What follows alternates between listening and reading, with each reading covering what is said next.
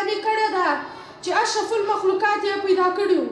په خپل سپېڅلي او ژوند بدلونکي او سمونکي کتاب قرآن پاک یې موږ ته د علم ترلاسه کولو توصیف په وار وار کړې ده او پاک رب غواړي چې موږ د علم په ګېډه سمبال اوسو تر څو موږ د شعور مؤثره وده وشي او وروسته به موږ داسې مؤثره ژوند غوره کړو په کوم کې چې هم موږ ته خیر کثیر وي او هم پاتې انسانان موږ له کړنو افکارو څخه استفاده وکولی شي.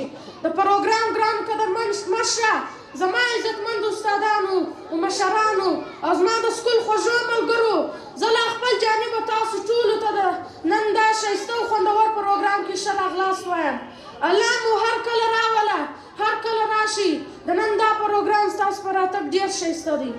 قدرمن صدره زه ځان بختور بولم چې نن ستا او د نورو قدرمنو مشرانو په مخ کې ولاړ یم او ځان چمتو کوم تر څو خپله وینا له تاسو سره شریکه کړم.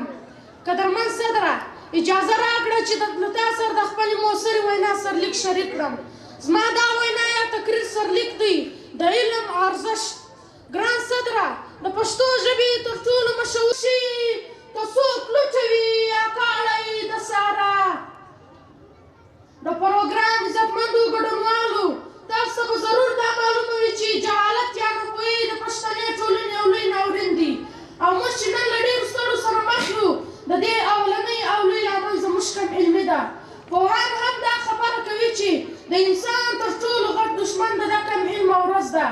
که چیرې موږ ښه او پرمختللی ژوند غواړو نو دغه یې حل لاره ده چې علم ترلاسه کړو او د کتابونو ملګري غوره کړو ځکه چې دا خبره تر لمر روښانه ده.